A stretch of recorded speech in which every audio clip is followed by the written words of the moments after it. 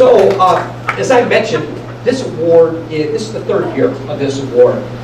This program was launched in the 2015 school year with the distinguished, with the very generous donation from the Donaldson family, with the aim of capturing the amazing story of past Ortonville and Brandon alumni, and using them as inspiration for the young people that are in our halls and our classrooms today.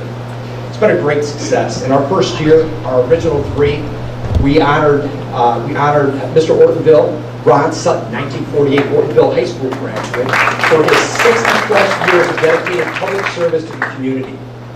We honored 2001 graduate Matt Lentz, one of the most accomplished athletes in Ortonville's history, for his distinguished accomplishments as a two-time All-Big Ten lineman at the University of Michigan, as an alumnus of the National Football League.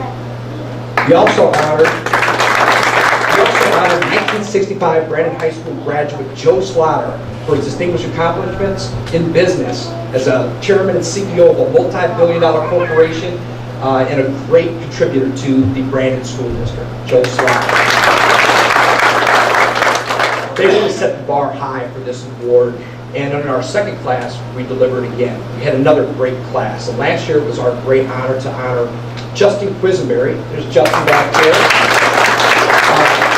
Justin was honored for his distinguished service to our nation. He was a 2000 graduate, served three tours as an infantry commander in Afghanistan, and won 3 Bronze Stars for his service. It was great to put him on there, also a West Point graduate. So that's Justin Quisenberry. And our final person, she lives in Massachusetts and was not able to make it here, but this is Dr. Cynthia Heth McDermott. She is a Harvard professor and researcher. She has done extensive research on the eye, and was a 1976 graduate of Brandon, and is another great person on this wall. So that's our So tonight I'm really excited to add to this wall. We have more great stories to add. But before I do this, I'm going to ask a question that I've asked each of the first 2 years of this award. The question is, who will it be? Who will it be? Who is going to be the next story? Which one of the students that's walking the halls today, that's in the classrooms today, will be the person that will one day be on this wall? Who's going to be the student that's going to rise to the highest level of the corporation? That's going to win a Nobel Prize, that's going to win an Olympic gold medal, or maybe one day be the President of the United States? Who will it be? The reality is that those students are in our hallways today, they're in our classrooms today, and I cannot wait to see those stories unfold over the next few decades and add hundreds of stories of Brandon's graduates to this project. So very excited, great to have all of you here. So pleased to have you here. And I want to also thank you for all of your support for the Brandon School District and for the youth of this community. So at this time, I would like to invite Diane Donaldson to the podium. The Donaldson family would like to, on behalf of the school district, I'd like to thank the Donaldson family for making this project happen. I think it's something that's really special about Brandon, and I see it being something that will be special for years to come. And I just want to thank them so much from the bottom of my heart for making this happen. So thank you so much.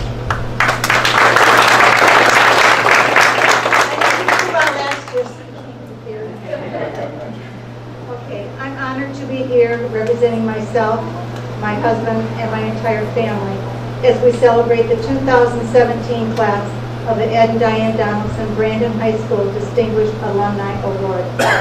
I am so happy to be back at Brandon Schools and seeing people I haven't seen in many years. It brings back so many great memories. I also wanted to tell a special story of one of Ed's players. His name is Steve Felker. Steve was a junior in high school playing basketball for Ed, and it became noticeable that he needed a place to live. Ed came home and said that Steve would be moving in with us, our family. The next day, and without hesitation, we all welcomed him into our family, and he has been a son to me ever since, and Steve is sitting right here.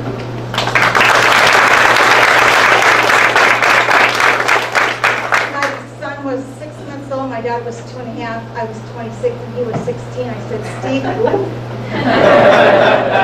He fit in from the very first minute he walked in the door. Combined, Ed and I served the Brandon School District for nearly half a century. We came to Ortonville right out of Olivet College. As a college cheerleader, I was the captain of the squad. I tried to bring the same energy, discipline, and commitment to my job as an elementary school teacher as I did on the college cheerleading team. I loved helping kids learn and grow each and every day. I was also a cheerleading coach at Brandon and was always proud of the kids and everything this town and school represents. I now live in Florida, where Ed and I retired over 20 years ago. I also want to relay how proud I am of being associated with this award and how proud I am of this year's candidates. As a college athlete, Ed was a great leader and teammate, which ultimately led him being inducted into the Olivet College Athletic Hall of Fame. During his career at Brandon, he rose from a physical education teacher and basketball coach, where his team won 80% of their games over a 10-year period, to athletic director and ultimately principal. Ed lived by the motto, champions are made, not born. He taught us that life is a level playing field, and success is earned through hard work and discipline by you and those that surround you. He played multiple roles in the lives of all of those he touched. And especially within our family. He was a husband, a father, our coach, our mentor, and ultimately our best friend. Although dying in 2007, his spirit lives on with us and throughout the halls of this high school, where he spent so much of his adult life. He would be extremely proud to be associated with this special award and to be, wait a minute, I don't know what that word is. And to be witness to this social event and these special people. One of the proudest accomplishments that my kids had at Brandon is being honored among their fellow athletes for the Brandon Athletic Hall of Fame, which their pictures are right down the next hall.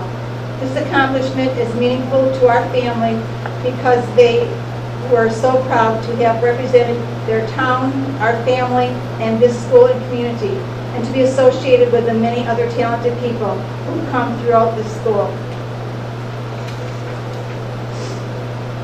On behalf of the entire family, I want to thank you for allowing Ed's and my contribution to the Brandon schools to be recognized in such a meaningful way. We especially want to thank Superintendent Dr. Matt Outlaw for spearheading the idea, and to all of those who supported it to make it possible. We hope this is something that will live on and expand each year to future generations of Brandon alumni. I want to congratulate and say a big thank you to this year's winners for their contributions throughout their life. You're a true representation of that's good and positive about You're a true representation of all this good and positive about Ortonville and Brandon. You make us proud to be Brandon Blackhawk. Congratulations.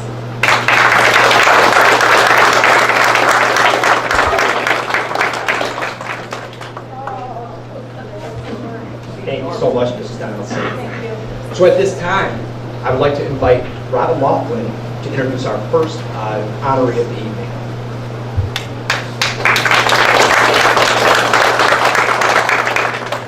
Thank you. Good evening. I am honored to introduce Clark and Lori Cook to be inducted into the Brandon School Distinguished Alumni Hall of Fame. They're both 1979 graduates of Brandon High School, and you may assume, as I did, that they were high school sweethearts, but actually they started dating a few years after high school, and they've now been married for 33 years and have 3 wonderful children. Clark has lived in Ortonville his entire life. He played sports and was very active in 4-H during high school, and he also dedicated a lot of time to working on his father's dairy farm, which he and Lori have now owned and operated for over 30 years. Clark attended Michigan State University and majored in agriculture, and in the fall of 1979, he was given a class assignment to write a comprehensive business plan about how to increase profits for the family farm. His idea was to construct a processing plant right on the farm for the 300 gallons of milk they produced each day, instead of sending it out to the Michigan Milk Producer Association as they had in the past. The plan included using plastic bags for the milk, which was popular in Canada at the time, and he also incorporated the drive-through window, which we all still know and love today. He received a 92% on his assignment, and I want you to pay attention to when I said that was fall of 1979. He would have only been a freshman in college at that time. So that was a pretty impressive plan for freshman year. And not only did he come up with a good plan, he implemented it. And so in 1981, they broke ground on the new plant, and they sold their first gallon of milk to an area resident, George Miller. I love reading out the paper that you remember the exact person who bought your first gallon of milk. About a year later, when the sales went down a bit and the plastic bags were hard to promote, in 1983 they started making ice cream for the extra milk. So another ingenious plan. They produce 135 gallons per hour, and now they make over 20 flavors of ice cream, which I'm sure we've all sampled many. And because of this processing plant, Cook's Farm Dairy is now the only remaining dairy in Oakland County. I was reading a newspaper article that I included with my nomination, and there used to be 30 dairy farms in Oakland County, and now there's 1, and because of that processing plant. So that is huge. Lori moved to Ortonville, started attending Brandon schools during high school, and after graduation she worked for Oakland County for 14 years, starting off in the Parks and Rec Department and then working at the Oakland County Prosecutor's Office before staying home to raise her family and manage the business. Lori's in charge of all the bookkeeping and all the human resources at the dairy. Cook's offers employment to many high school students, teaching them customer service skills and the value of hard work. They bale hay, they dip ice cream, they work with the cows. They employ about 25 employees in the summer and 17 in the winter months. They sell hormone-free milk and ice cream to area Spartan stores, as well as directly from their dairy. They also sell hormone-free ground beef, butter, cheese, and the best chocolate milk ever. And I have a little personal story to share about the chocolate milk. Our son just graduated from Northwood University, and he ran cross-country and track, and we took the chocolate milk from Cook's after every meet. And whenever there was a big team dinner after, occasionally we had after some of the meets, we started calling Cook's a couple days in advance to see if we could get the chocolate milk in gallon jugs. And they said, sure, just let us know how many. We'd pick it up a couple days later, 4 to 6 gallons. And the team loved it. So he's not there this year because he graduated, but Michael Allen is there because he graduated from Brandon this year. And he's running cross country, and I talked to his mom last week, and they found out she was from Ortonville, and they said, we want you to bring that chocolate milk. So it's still making its way to the Northwood meets. Cook's is a landmark in the Brandon community. Everyone knows about it, and people come from miles for the fresh ice cream and fresh milk and petting the baby calves. When we first moved to Ortonville 24 years ago, that's one of the first places someone told me to go. And now I work at the library, and I meet a lot of families who are moving to the area for the first time, and I tell them to go there. They offer pumpkins in the fall and hay rides, field trips throughout the year for our elementary students, all the way up to senior citizen trips to the dairy. And Clark and Lori contribute generously to this community. They donate to the Relay for Life every year we've had it, the Ortonville Community Emergency Fund, the Summer Community Breakfast Program, Oakland County 4-H, the Brandon Sports Boosters, and other events such as the all-night senior lock-ins and the Battle of the Books at the Brandon Library. They've sponsored Little League teams and the Booking It for Your Library 5K.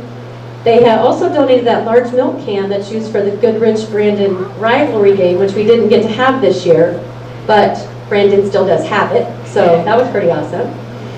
And not only have they donated financially, they've been very involved in our community. They raised their 3 children here. Alex, their daughter, who could not be here tonight, but I know she would love to, she helped me gather some of this information for this. She graduated from Brandon and then Michigan State and is now a registered dietitian in Kalamazoo. Quentin, who is with us tonight, graduated from Brandon and then Alma College in May. He's now working full-time at the dairy, and he has some pretty groundbreaking ideas of his own, so we look forward to his future plans at the dairy as well. And Nathan is a senior at Brandon High School this year. Clark and Lori have spent many hours on the bleachers at Brandon, cheering their kids on in many sports. The children attended Valiant Elementary when it was open here, and Lori was a dedicated PTA mom for over 10 years. Clark and Lori are both very active in Seymour Lake Methodist Church, and they have helped with many building and outreach projects. Just this past summer, Lori was headed up the Vacation Bible School again at their church. They've led many Bible studies, and their commitment to God and each other, their family, and their community is a blessing. They are wonderful role models to all of the students they employ and all they come in contact with. Clark and Lori are 2 of the most humble people you will ever meet. They don't talk about what they do for the community or ask for any recognition. And this was a little difficult for them to accept this award because they don't like to be in the spotlight. Now we've got them right up here. But their hard work in maintaining a successful, sustainable business, their exemplary lives, and their generosity to this community are what makes them worthy recipients of the Blackhawk Distinguished Alumni Award. Congratulations, and thank you, Clark and Lori.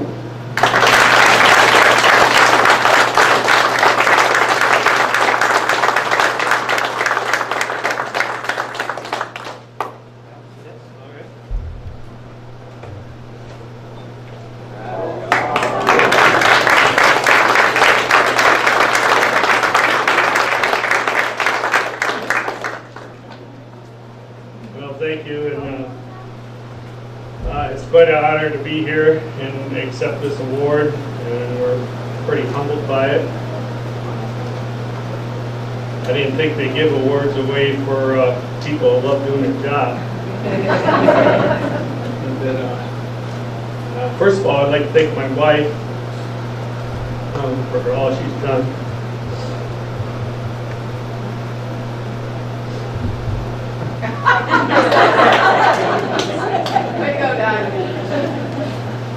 She's hardworking, and she's pretty dedicated to our family and to our farm. She has a lot of core values that we try to lead down through our company. She's raised our 3 kids, and she's a great wife and a great partner. I'd like to thank the Donaldson family for keeping this spirit alive here. I can still hear Ed saying, "Cook, that's 1." We used to play dodgeball, and if your ball hit the south or the west and the east side of the gym, you would get to meet Mr. Converse, size 13, after class, and I could never figure out what he was trying to do. You know, he was trying to make the game go faster or whatever. So a couple years after I got out, I said, "Hey Ed, what's up with that?" And he says, "Cook," he says, "who's on that wall over there?" And I said, "Well, you know, the students that got out, they're on that wall." He says, "Well, who else is on that wall?" And I said, "Well, I don't know, I can't think of anybody." He says, "Well, I'm over on that wall, and I don't want to get hit with a damn ball." So that's why he was a hard discipline, and that I think for 17, 18-year-old boys that thought they were tough, he tried to straighten us out, and after we were convinced that he was tougher than we were, and then we got along just fine. I also had him for my driver's training teacher, and I probably don't tell you what happened there. But everything, thanks again for the award, and we really appreciate it. They wanted me to speak a little bit of what happened when I was in Brandon, and it was a great experience for us. I keep going back to like our graduation week when everybody was leaving, and believe it or not, a lot of the people were saying, well, we didn't have the chance to go to colleges back then as they do now, but I was asking some of my classmates, well, what are you doing? They said, well, I don't care, I just want to get out of this town. And I said, well, it doesn't make a difference which town you're in, it's what you do and how you live in that town that's going to make a difference. And we were always brought up to be content for what we had, and try to do your best with what you had, make the best out of it, put the best effort first, put your heart into it, and most importantly, that you do it for somebody else. Do it for your town, do it for your school district, do it for God that gives you the ability to do it in the first place. So we try to live our lives like that in our company, and it's paid off in the long run. I'd just like to thank everybody who's here tonight that had anything to do with Brandon education, from the teachers, administration, all the way down to the janitors we used to have full-time. All the parents that give their time on the school board, take their kids to PTA, do the PTA thing, and take their kids to practice. And I think this is a great township. We have a lot of people come to our dairy and to look at houses and stuff, and they ask, well, what do you think of the schools? I said, well, we raised our 3 kids here, and they turned out pretty good. So I just want to thank you again for all that they did for us in this award tonight. Thank you.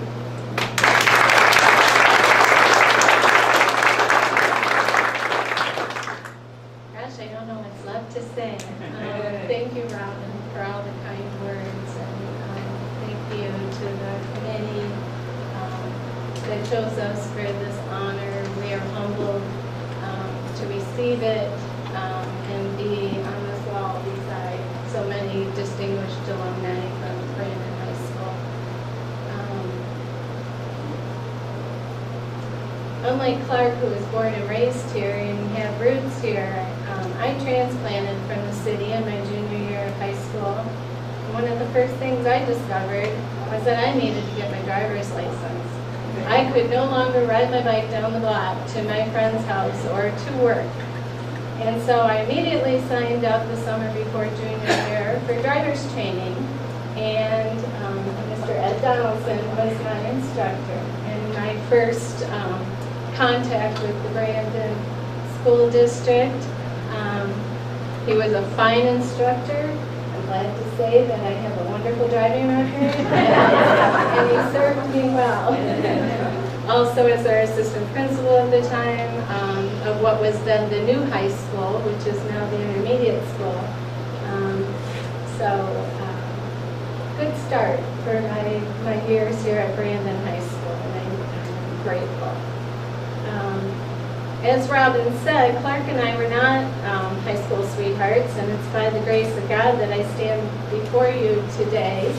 I had no intention of staying in Ortonville. I was one of those people who was saying I was going to leave this town when I graduated, and I had big plans to move out of state.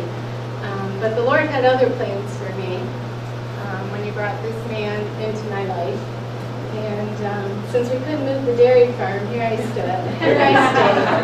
And I couldn't be more pleased to have stayed in this community, raised my family in this community, had my children nurtured in this school, in our church, and in the community like they have been.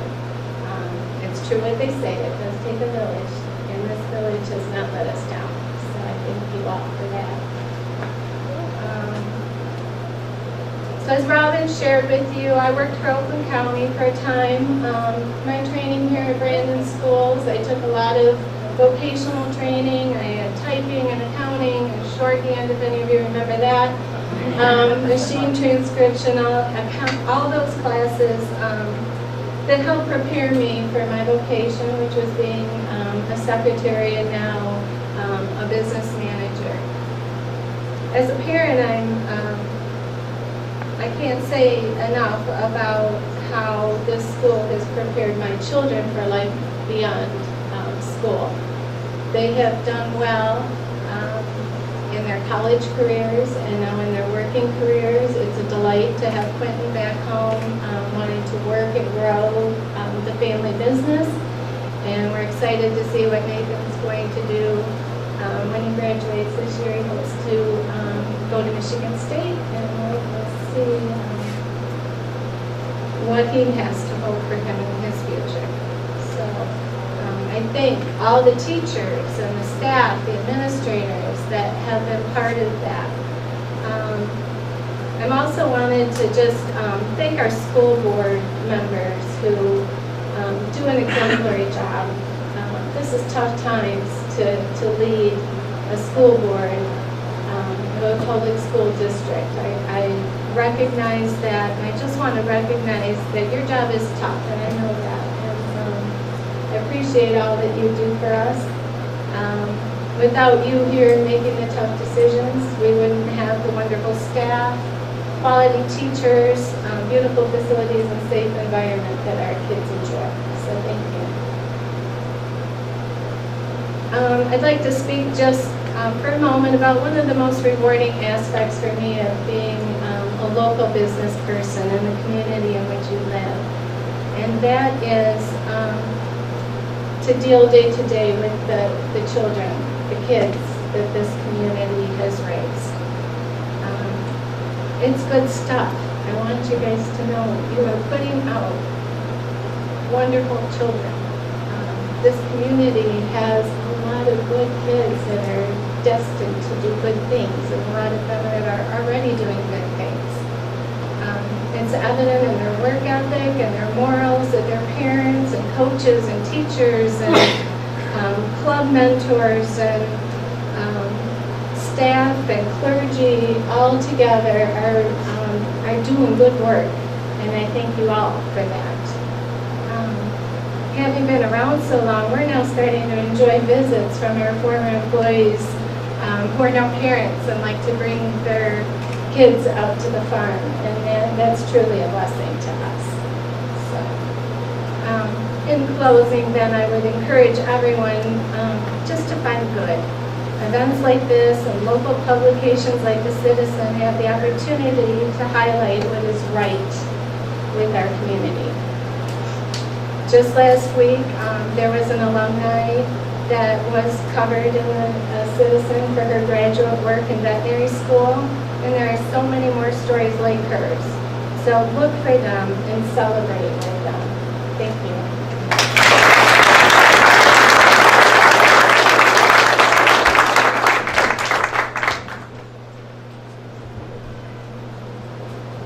Next, I'm going to invite Noah Cox to introduce our next honoree. But before we do so, I want to just give a little backstory. Noah Cox is a young man that has worked at the Portonville Mill for quite some time, helping preserve the history of the community.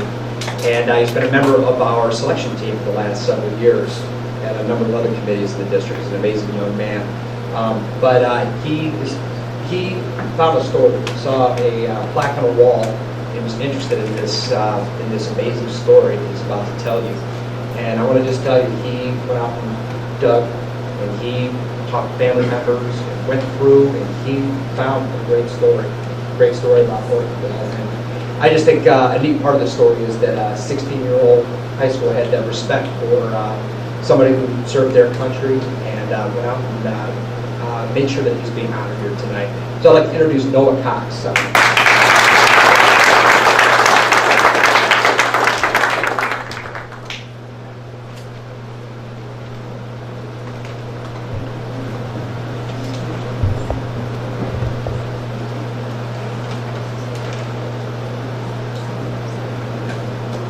First of all, I'd like to start off tonight by thanking three groups of people. So first of all, the Flood family, I'd like to thank you all so much for helping me out in this journey, researching me. It's been it's a unique story, and it's part of why I volunteer in the community, you know.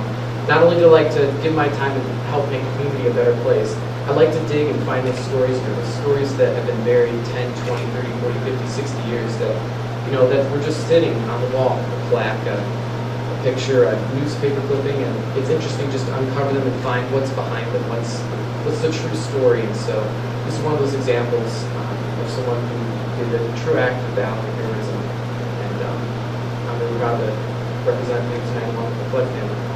Another group I'd like to thank is the Donaldsons.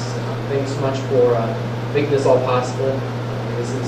I have not heard of any other school, any high school that I've ever heard of, anywhere near here, that does this. And so I think this is one of those things that makes Warfield a truly unique and special place. And so I'd like to thank you and the Donaldson family. And then the last person I'd like to thank is Dr. Outlaw. I'd like to thank you for letting me be on this committee for the past 2 years. It's really interesting just seeing how it all works and how it all happens. And so, to be honest, you know, I came across Leo's story very much by accident. I had been pretty set to nominate the former Ortonville State Bank president, whose name I can't think of it, but you know, and so I was talking with Ms. Featherston over here, and she said that, oh, you got to hear about Leo Flood. And so I went upstairs and I found his plaque, and I read the newspaper clippings, and I was instantly sold. This was a story that I knew was unique. It was something that shows the core of what we are as a country, as a people, and I said this person deserves a spot on this wall. And so, you know, it's a crazy example of, it's an amazing example of bravery and honor. He's a class of 1943, and right after he graduated, he was drafted into the service and went down to Georgia for basic training. And then he became part of the famed 88th Infantry Division. And this 88th Division actually has a book. It's called Blue Devils in Italy. It's an interesting read. I recommend you all read it. There's a copy, you know. I'm sure we can show it to people, you know, if you want to see it. And I'm pretty sure it's available on Amazon. But yeah, so the real reason I wanted to nominate Leo is one of the valor that allowed him to receive the Purple Heart Award and Silver Star Award. Occurred in July of 1944. His company, part of the 88th Infantry, was chasing the Germans out of Italy and, you know, getting rid of Mussolini, Hitler, and all those terrible forces that were once here. And his division came under heavy fire and bombardment, and an officer from a local company had been hit by one of the shells and was blown clean out of his foxhole, severely injured in fact. And Leo selflessly got out of his foxhole, went to this officer right through the fire of bullets and shells and everything, and treated this guy for severe wounds, and then gave up his own foxhole for this man. And then, unfortunately, while Leo was making himself a new foxhole, he was hit by a shell and killed as a result. And so, actually, I have a letter. If someone can get it from that box up on the table there, it's from, I forgot to bring it down here, but it's from the mayor of New York, dated 1948. Thanks, Leo. So I want to just read about it. Just share that all with you guys. Make sure it's right. Yes.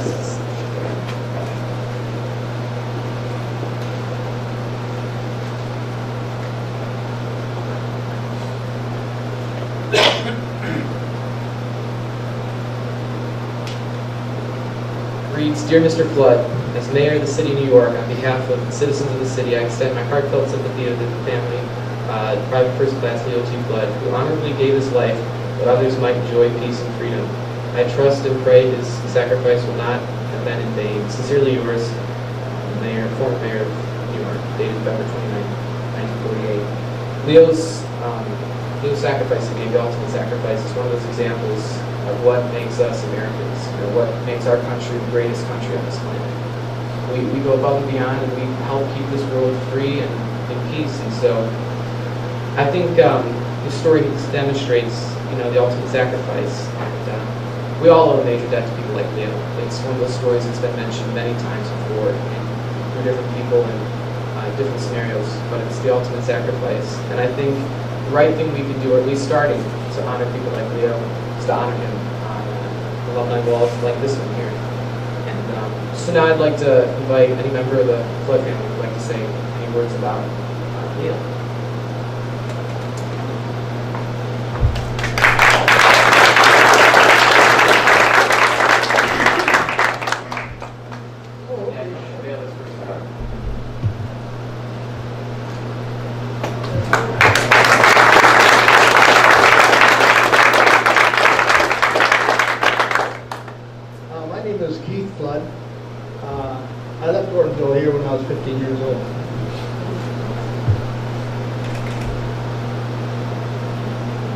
read my tears. Yeah. Anyway, that's your epic horrible.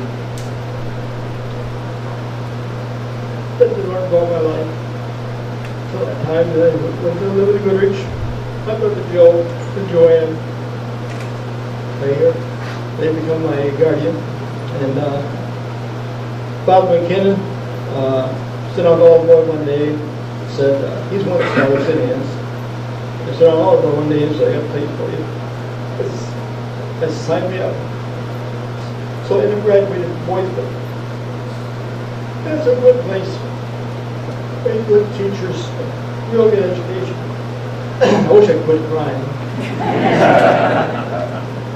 But anyway, I'd like to introduce my family. Leo Glenfield right here was named after Leo.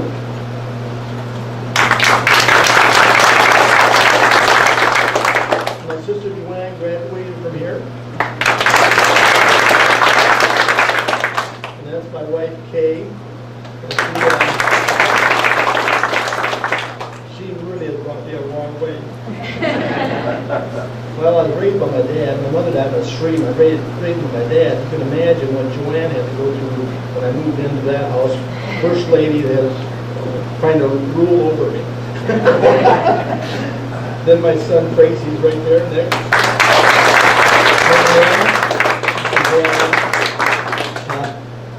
I can't remember what his name. What's that? There's Mike Flood. He's named after Mike. Mike was in the Merchant Marines. Can you imagine having 4 sons in the service of World War II at the same time?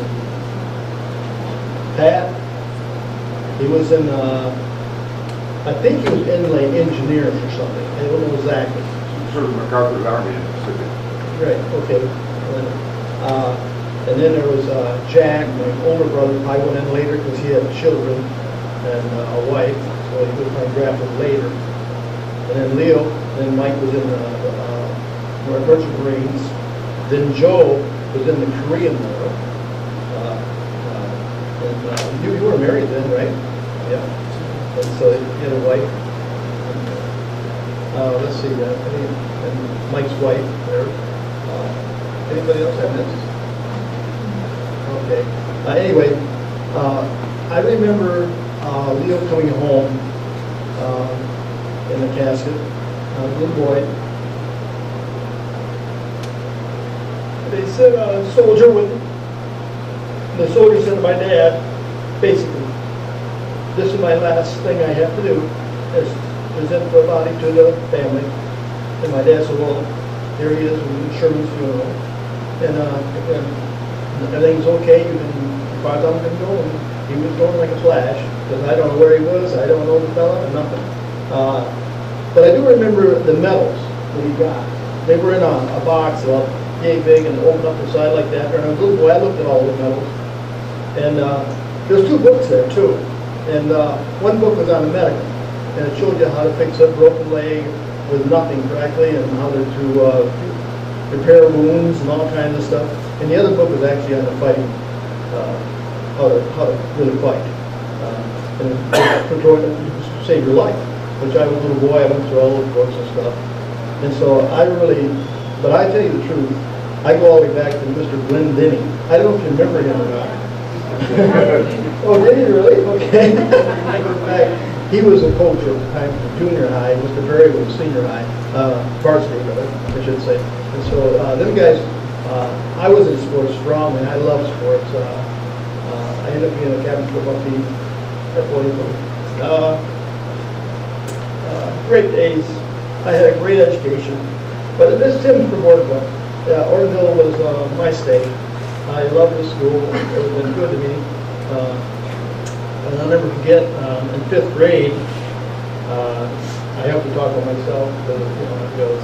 In 5th grade, Mrs. Scrivens, I don't remember her or not, but anyway, she said to me, "What do you come to school for?" And I said, "For recess."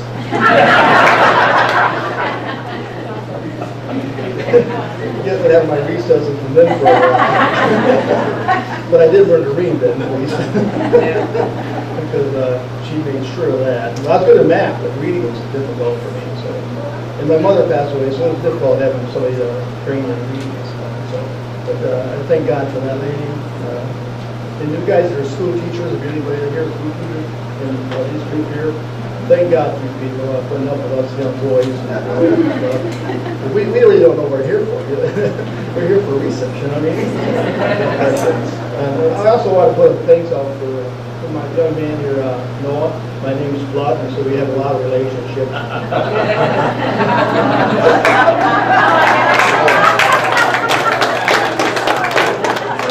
I don't know if God picked the 8 people or Noah picked the 8 people. Because we're relatives, you know, and so it's kind of both.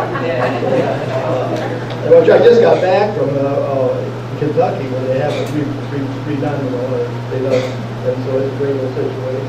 But no, I appreciate all your help. It was great family. I just can't. I'm just amazed that you're digging into this. I truthfully did not know all this stuff myself. I did not. I read some of the letters from my brothers and stuff.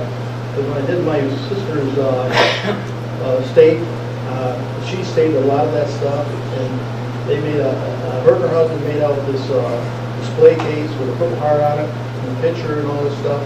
And so, we put it in the museum. We found it. Leo actually found it in the attic and brought it down. It was kind of a little rickety, so I went home and fixed it up, and then took it down there. What, 5 years ago?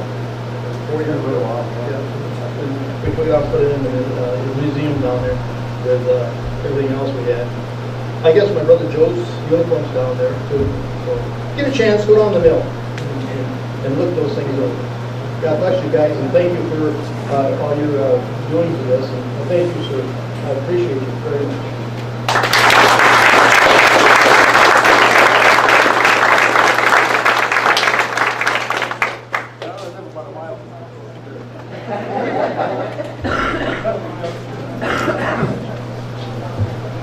Well, I want to thank you all for coming here tonight.